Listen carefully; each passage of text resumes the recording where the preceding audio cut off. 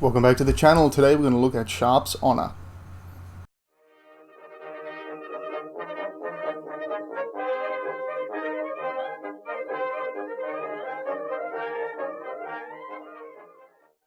So, I promised this one a while ago, but sorry, I completely got sidetracked and lost the footage.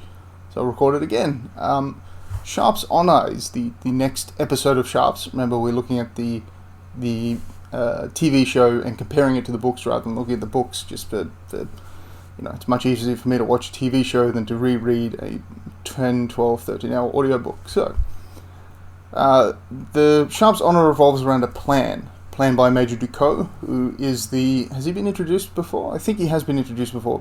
Yes, he has been introduced in Sharpe's Ransom. Major Ducot is a French intelligence officer. He's described as being the head of French intelligence, which is obviously a made-up character.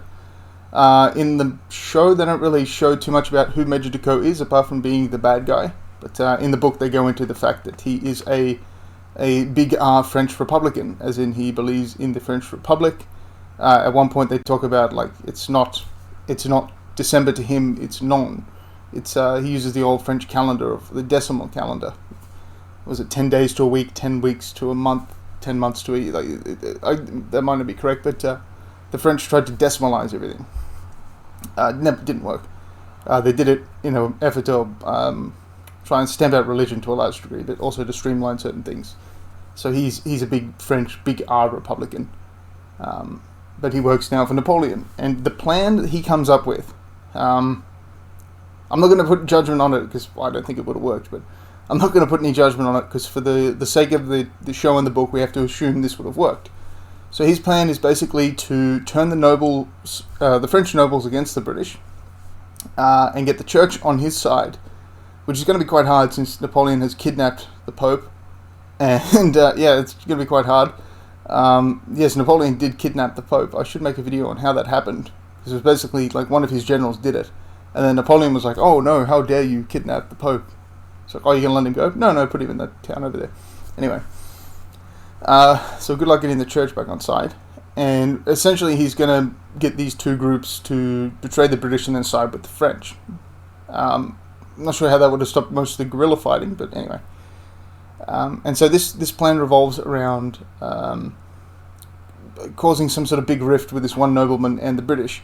And the way he plans to do this is by framing Sharpe for... I know that there's words that get picked up and this stuff gets messed with. So let's just say for engaging in an activity with another person that perhaps was a little one-sided. Let's put it that way. That's the best way I can describe it. Now, this is the main difference between the book and the TV show, is that in the book, Sharpe knows this woman. She was the woman, I don't think we've come across her yet. No, we haven't come across her yet, but essentially she's a French spy's, sister. And Sharpe's had a relationship with her, he knows her, and he has been intimate with her in the book. Not to delve too much into that, but it's a known fact that these two know one another, and that this is what's going on. And she's married to this Spanish colonel, this Spanish officer of some kind, this nobleman, and that's in the book as well. In the TV show, Sharpe's never met her before, and that's sort of the whole premise of this. Is that it's sort of in the book. It's like this is that character from before. Remember, they were engaged in a thing. Now, the husband's found out that the thing went on, and she's calling. She's saying that she was not participating and it was forceful, and now he's after Sharpe for this, and the British try and shield him, and that just makes them mad. Anyway, so he comes with an inquisitor. Inquisitor is obviously the Spanish Inquisition. I'll make a video. I don't think I'll make a video about Spanish Inquisition. There's too much politics there. But essentially, the Spanish Inquisition was a special form of Inquisition set up in Spain by the government to specifically address the problems in Spain. The Inquisition in the rest of Europe was more they were sort of like an early form of a court system that wasn't just relying on hearsay. They had investigations and evidence, and they couldn't torture you. They would just hand you over to be tortured by the civil authorities, who would have done it anyway. So anyway, but the Spanish Inquisition was a little bit more loose, because in Spain you had, of course, lots of Muslims and Jews who had perhaps converted, but maybe they converted properly, and there was this great suspicion in Spain about these different people living so close to one another. And the Spanish Inquisition was much more violent and brutal than the Inquisition in the rest of the world. And so the Spanish Inquisition's reputation was sort of jumped on and spread to everything else. Anyway, an inquisitor, and whose brother is a partisan. So this Spanish nobleman turns up with this inquisitor as his sort of personal confessor / spiritual director / entourage, I suppose. And he turns up, accuses Sharpe of what he's done. Of course, Sharpe hasn't done it, but he accuses Sharpe of this thing and gets him to fight a duel. Now, in the Bernard Cornwell universe, dueling is illegal in the British Army. I say the Bernard Cornwell universe because it's not true in the real universe. Dueling occurred in the Peninsula. We have reports of, especially towards the very end of the war, French officers dueling British officers when the lines were so close, and formally submitting requests to the British High Command to have their officers stop just suicide charging in and stabbing someone, because they were just running in and killing people at an enormous rate, not fighting proper duels. Anyway, Wellington himself was engaging in dueling later in his life. So, Wellington was not averse to dueling, and as far as I can tell, there's been no bans on dueling in the Peninsula. But in the Bernard Cornwell's universe, it was banned. So, something else I should point out here, just while it comes up in the background, and I love the background of these episodes. The things you see going on in the background of these Sharpe episodes are great. They're very period setting. They're very good to see, and it's stuff you can't really get when you just sort of gloss over the history of something. You look in the background, you see these great things, and one of them is gabions. Gabions are these wicker muskets filled with stones, and essentially you put them around. Their main use is to be put around artillery, but you put them on defensive positions as well, just to sort of have a bunch of rocks in between you and whoever's shooting at you.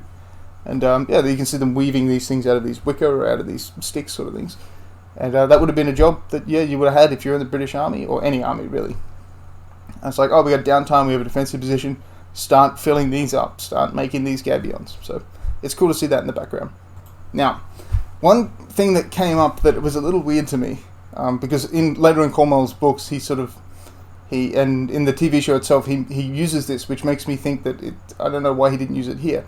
As the person being challenged to the duel, Sharpe has the choice of weapons, and it's quite clear that this guy, even though he's a monstrously fat guy and very out of shape, is a very expert swordsman. They say something about he was trained in Paris, which might also hint at how his loyalty is being bought. Married to a French woman, trained in Paris, he's more susceptible, so it's a good choice of target. Anyway, Sharpe being an expert marksman, and we see that later on in the series where he duels people with pistols, he should have probably chosen pistols, but I can see how he got baited into swords. And obviously it doesn't really work with a pistol. What happens next?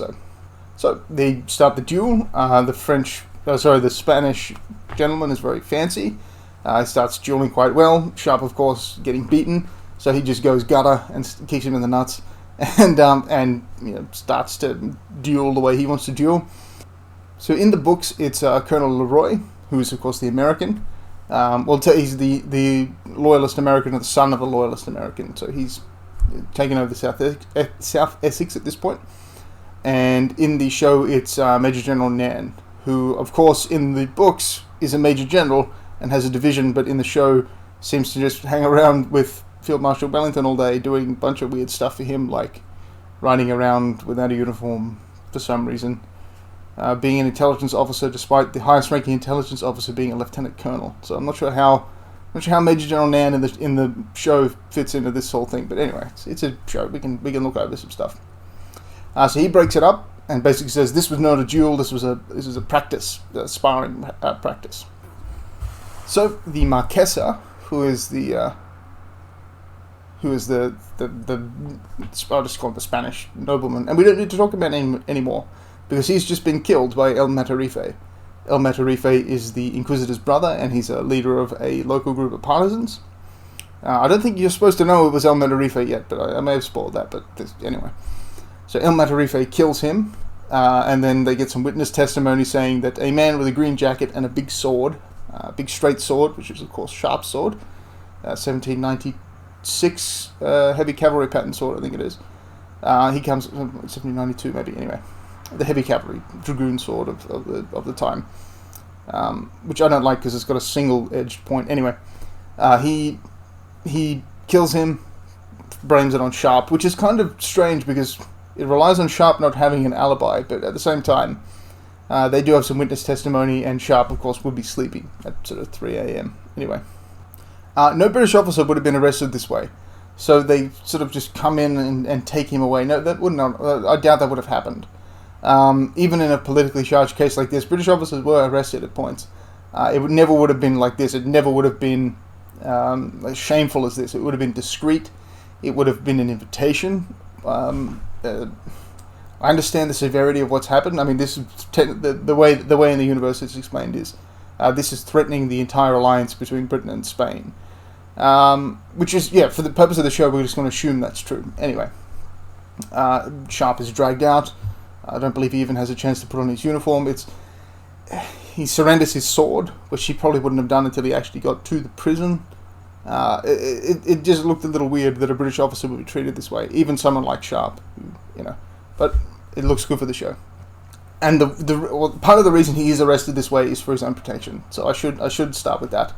I should include that here. The Spanish are trying to lynch him, is what's going on, because Father Hacha, who is the Inquisitor, and other eyewitnesses said they saw Sharpe do this, so they've gone to their Spanish entourage of the Marquesa, of the nobleman, and they've Marquesa is Marquis or Marquis. It's not pronounced Marquis, but it's Marquis is a rank of nobility. It's in the middle of nobility anyway. They go and they're looking for Sharpe and they want him hung, and they go to Wellesley and they're like, just kill him, and Wellesley goes, no, there must be a trial and all this stuff. And the reason Father Hacha is engaged in this, I think, he would be Father Hacha. I'm not sure if what sort of priest he is, but he is an inquisitor of some sort. He wants this the bribe he's been given by Major Ducos is that the money of the Marquesa would go to his widow if he died, because he has no children. And if she joined a convent, it would go to the church. And so his plan is to basically throw her in a convent and technically make her a nun so the church can get money. That's his plan. Widows can become nuns. It wouldn't be valid in this case because she's not willing to be a nun, so it wouldn't be a valid... her becoming a nun would not be a valid thing, but it still would fit the thing for the contract, I'm sure, if you found the bent lawyer or something like that. So that's his way of going forward. Now we come into a courtroom, a very weird courtroom, and a very again, this is not how a Napoleonic court would have looked, especially for a court martial like this. But I understand because they're trying to do this quickly and to appease the Spanish so they don't lynch Sharpe. So I can understand the brevity. He gets assigned Trumper Jones, who we have not met so far in the TV show, but we do know from the books. Trumper Jones was a cavalryman in the books. He's known to Sharpe, so it's like an old friend coming back, an incompetent old friend.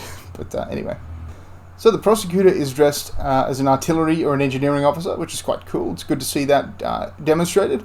Of course, an engineering officer or an artillery officer would have had to go through school. Generally, the better people became engineers rather than artillerymen, although you had a choice. But generally, the way the artillery and the engineers worked was that you went through on merit.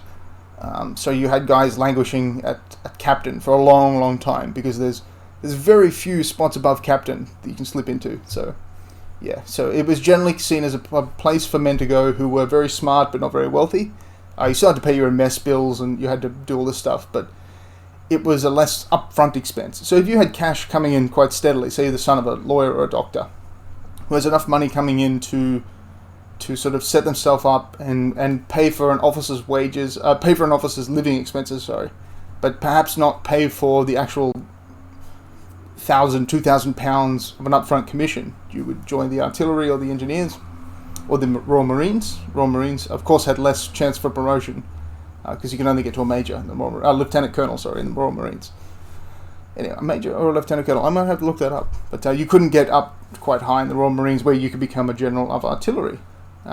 as shrapnel did, I believe. Shrapnel became quite high rank in the artillery, and so did he invented some sort of rocket.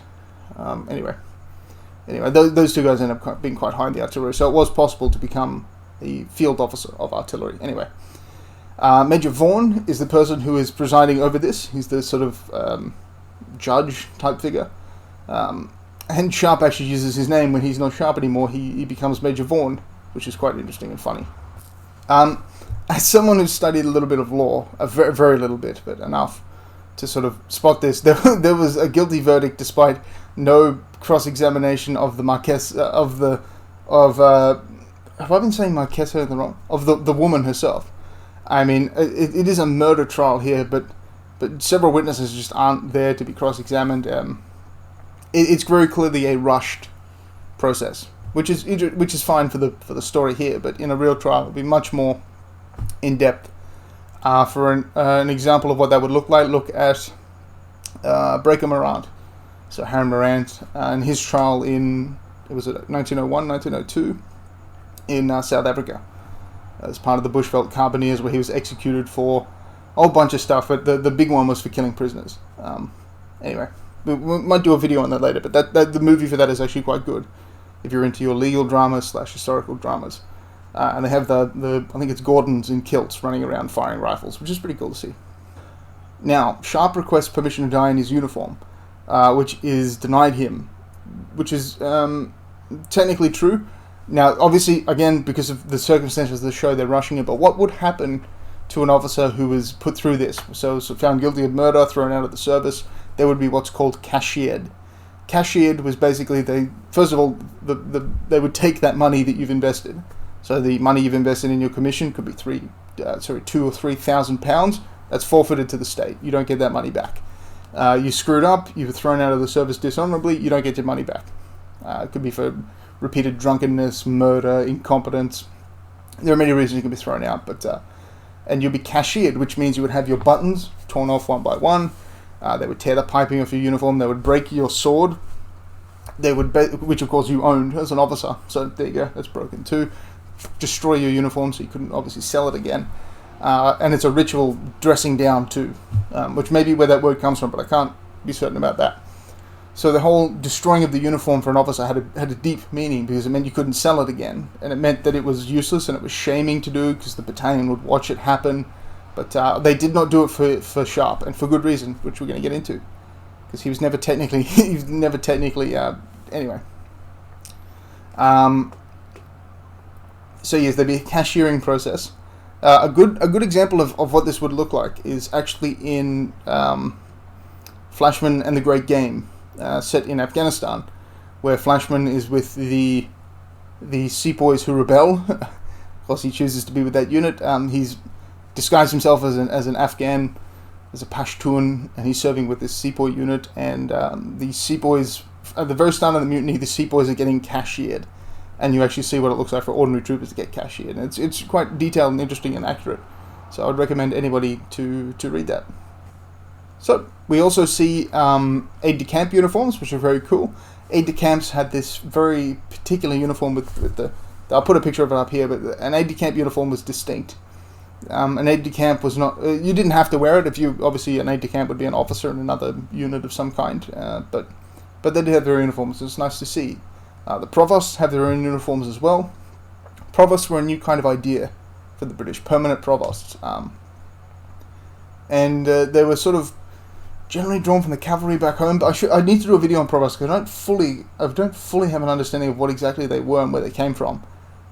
Provosts are quite strange, because they're brand new. They're literally brand new. And they're the beginning of what will become the military police. So the British Army is still teething out what a provost is, and it's interesting to see him in these early days. I should really make a video about that. Of course, we have the obligatory incorrect uniform. Again, we have light company and grenadier company without the wings on the shoulders. You can tell because they're wearing the shakos. Anyway, I've given up at this point. That I could care less about shakos and wings now. Especially since even in wargaming we see people don't do that, and it's fine. So anyway, I just thought I'd mention it. So so what happens is Okay, so I should mention what actually happens. So Sharpe is stripped of rank, thrown out of the army, and executed. This Sharpe is, of course, Sean Bean, so this is where the joke comes from, that Sean Bean technically does die in Sharpe, he just doesn't actually go through with it. So a man who's dressed like Sharpe, first of all, the chosen men get their rifles and they try and go and save him, but they're basically surrounded by provosts and South Essex who stop them, which is interesting because you see Harper and he's like, kill anyone who tries to stop us, and they go out and they're just surrounded, which is good forethought from the provosts. But the man who is marched to the gallows has the sack on his head, dressed in the uniform, waddles up, gets killed. And Wellington is watching the whole thing with the Spanish officers who are drinking claret or something, And he's just basically like, okay, done, see, deal, we cool, we all good. And the Spanish think it's quite fine. Now, what actually happened was, Wellington didn't want Sharpe to be killed for this because he's quite useful to him. Remember, in the first episode, he says something like, "You're not going to die till I'm finished with you," or something to that extent.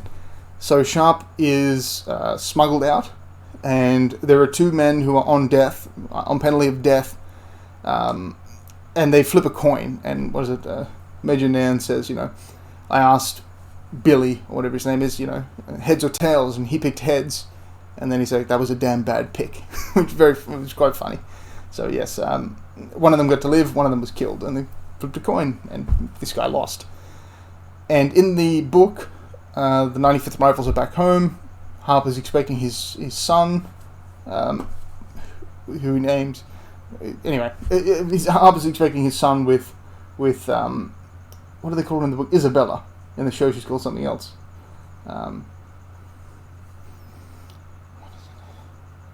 So, the 95th Rifles in the book are back at camp, and they don't appear till the end of the story. In the book, her name is Isabella, and Harper and Isabella are expecting a child. In the show, her name is Ramona, and Harper and Ramona are expecting a child. In the book, Sharpe is joined by a young boy called Angel, who is an agent of Nan's, but in the show it's Harper. So Sharpe and Harper running around dressed as civilians, trying to find the woman that accused Sharpe of all this stuff. So they're trying to find her. The first port of call is El Matarife. So the first port of call is a priest. There's a priest that sort of is known and he's in this area, and that's who Nan sends him to. Unfortunately, he is being killed as they get there. French troops coming in and killing him for, who knows, the French really didn't need much reason to loot a church or kill a priest, but it could be something like assisting guerrillas or anything like that. Again, the French were pretty notorious for just looting churches, so, which is where the whole, like the church getting on side with the French when they were stealing everything from the churches. But anyway, and he signals them to this convent and all this sort of stuff, and they figure out that she might be in this convent, but they want to check first, so they go to El Matarife, and they bluff their way through. In the book, it's a little different, but it's not worth going into. It's essentially the same. They find El Matarife, and they lie about who they are, because obviously he can't say that he's Richard Sharpe, because Richard Sharpe is dead. So he's Major Vaughan with the British intelligence, who butters up El Matarife. El Matarife means like a butcher or animal slaughterer. He's basically like a slaughterman of some kind, like an abattoir worker, and he's got these knives that he ties chains around prisoners and has like a knife fight with a chain on, which is of course the final fight at the end. But he's seen killing these French prisoners, and Sharpe just executes the guy, put him out of his misery, and gets his attention. Anyway, the partisan clothing is actually fantastic. The uniforms of the partisans they nailed. Good mix of ex-Spanish army clothes, nice rundown clothing, good civilian clothing, good period accurate clothing. The crazy hats weren't really there. Spanish partisans had like crazy top hats with like cockades on them and crazy bicorns and all sorts of stuff. They went really nuts with the hats, much like the sort of Boers in the first Anglo-Boer War had the crazy hats on and stuff like that, because it's just civilian clothing. But there's a good mix of Spanish ex-army there, which of course a lot of the Spanish army went and became guerrillas. So very good clothing. So Sharpe in the book, he's met the woman, so he knows exactly what she looks like. in the TV show, he knows that her hair is blonde, and El Matarife says, "Oh yes, we found her, but she'd been attacked so much, and here she is dead, and it's a brown-haired woman." And so they look at her and they go, "Oh, okay, thanks. We're okay, case closed," sort of thing. But they both realize, in both cases, they realize that it's not actually her, and they move towards the convent.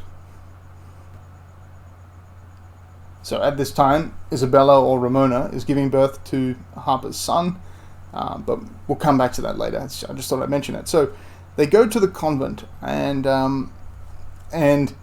Sharpe politely knocks, and he gets his way in, but he realizes that El Matarife has been tracking them. And so Sharpe manages to get into the convent, gets the woman, gets around. It's a little funny to see all these nuns throwing, I think at one point, a whole raw chicken at him. And he doesn't fight back because he says they're good people. And she goes on, and he's just too mad at her to listen to what she has to say. And it's a very interesting, funny way they do it in the TV show, where he's just rage filled that this woman has accused him of doing this thing that technically would have got him killed, and he's very pissed off. Of course, in the books, he knows who she is. He's still mad, but it's a different dynamic. But in the show, he knows who she is, and she has no idea who he is, which sort of... for some reason, they announce who he is while they're out there instead of coming back and announcing it in front of everybody, which is what I would have done. But anyway. So they escape from the convent, and they're pursued by El Matarife, but they get away. All ends well. Sharpe and the woman begin to bond, which is a little strange because, of course, she accused him of this stuff. But anyway, but things happen in this sort of fiction that we can only explain, like grenadiers not wearing the proper shakos and falling in love with people who do this sort of thing to you. Anyway, and they run smack dab into a French patrol. Harper manages to get away, and he goes back and gets the chosen men, and Sharpe is captured. And in the book, the French officer and Sharpe go back and forth, and the woman and the officer try and get Sharpe to accept a parole, and basically just accept parole. You can keep your sword. We won't hand you over. Is the biggest point here. And we'll just take you back to France, and you can just live out the rest of the war in basically the prison town in, well, I think it was not Versailles. So there was a prison town basically in France where they could put you, Verdun. I think it was in Verdun. Where they basically just kept you until you could be traded. Unless you're like Sharpe or certain other people who would never be traded because they were too valuable. Sharpe objects. He says, "Nope, I'm not going to do that. I'm going to try and escape," which of course is his right and duty as an officer, is to escape. But not if he's given his parole. Escaping would then be very dishonourable. Unless, of course, what was the name of the... he's escaping me now. The name of the head British intelligence officer, who I've mentioned in another video, Man of Secrets, that video is called, who basically gave his parole but then found out it was not being honoured, and so he was obliged to break it, because the other people had broken it first. Anyway, he gets taken back to prison, where he runs into Ducos, and... In the book, it's a very brutal beating that he gets given. He gets just beaten relentlessly by this French sergeant, who he stabs in the groin with a piece of metal. He breaks off a piece of metal and stabs him with it, and fights his way out of the prison, and eventually manages to get away. But not before he does something that he smashed Ducos' spectacles at one point. So Ducos smashes his telescope that he got at the Battle of Assaye. One of Wellington's most famous battle, Sir Arthur Wellesley's most famous battle in India. Although I would argue that Gavilgar was more impressive, but Assaye was pretty impressive as well. I might do a video on that because there is a Sharpe novel about that, but not a TV show. So it says to Sharpe from A.W. Arthur Wellesley, and he smashes it and destroys it, which is kind of sad. But he gets a new telescope at the end of the show, so it's okay. So yeah, he escapes from Ducos. In the show, he escapes from Ducos by having the chosen men, led by Harper, are told that Sharpe is alive, and they get in a cart dressed up as Frenchmen and sneak into, saying they have cholera. And it's quite interesting to see the social distancing aspect of them wearing the mask, the cloth mask, and cholera, don't come near us. That's the only word they can say is cholera, and everyone walks away. Cholera is quite a serious deadly illness at this time. Especially, it's a waterborne illness.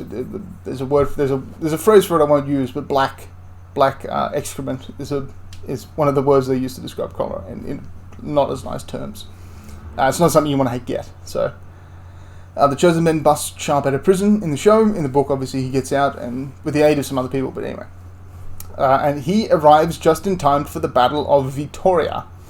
Now, if you have seen my video on the Battle of Vittoria, I think it's I have a video on the Battle of Vittoria. It might just be called Vittoria. It might be one of the song reviews. Vittoria is the point where the British army gets all of the French plunder. They just take all of it. The Spanish treasury, the French treasury, they take all of it. And Sharpe and Harper are right there in the middle. It's a one-sided battle. Bit of maneuvering, but mostly one-sided. And the loot is astounding. And the loot plays a part in the next episode. So keep that in mind that there's a lot of loot there. Now, Leroy is killed. I'm not sure if he's killed in the book at the same stage. I might have to check that, but he's killed in the TV show at this point. And Sharpe has to take over command of the South Essex, leads them on in the Battle of Vittoria, runs into El Matarife, who of course he knows now is working with the French, or at least is an agent of the French, even if he doesn't know he's working for them. He's an asset of the French. And so he engages him in one of these ridiculous, the knife duel that he gets into, and when Sharpe gets in big trouble, he is saved by the Spanish. He manages to get El Matarife to confess to what he's done. So he manages to get El Matarife to confess and to mention that Father Hacha was also involved, the Inquisitor. At that point, the entourage of the Spanish nobleman who was killed, overhearing this, just kill El Matarife, which is quite good. And yeah, that's right. Sharpe is walking away, and then he goes to do something, so he gets shot by this Spanish guy who won calling for Sharpe's death.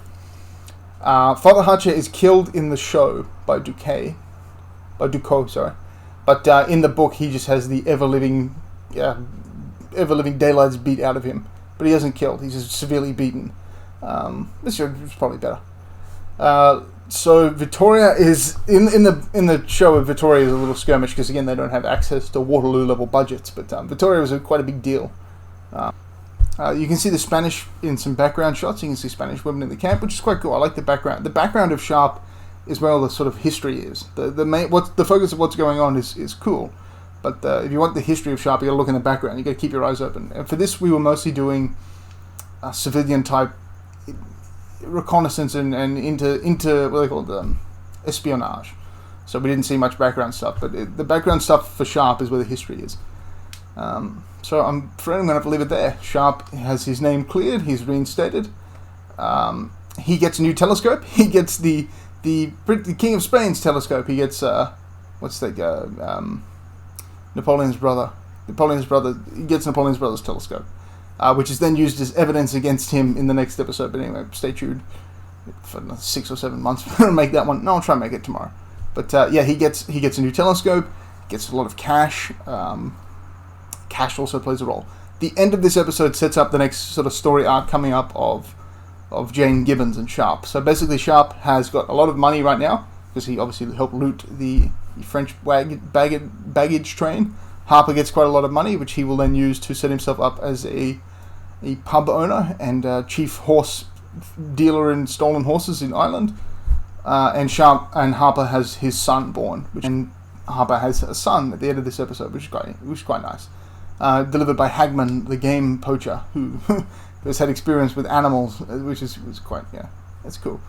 Stay tuned for the next episode. Sorry, this is a little rambly. I'm just quite tired at the moment. So anyway, stay tuned for the next episode. Thank you very much for watching, and have a wonderful day.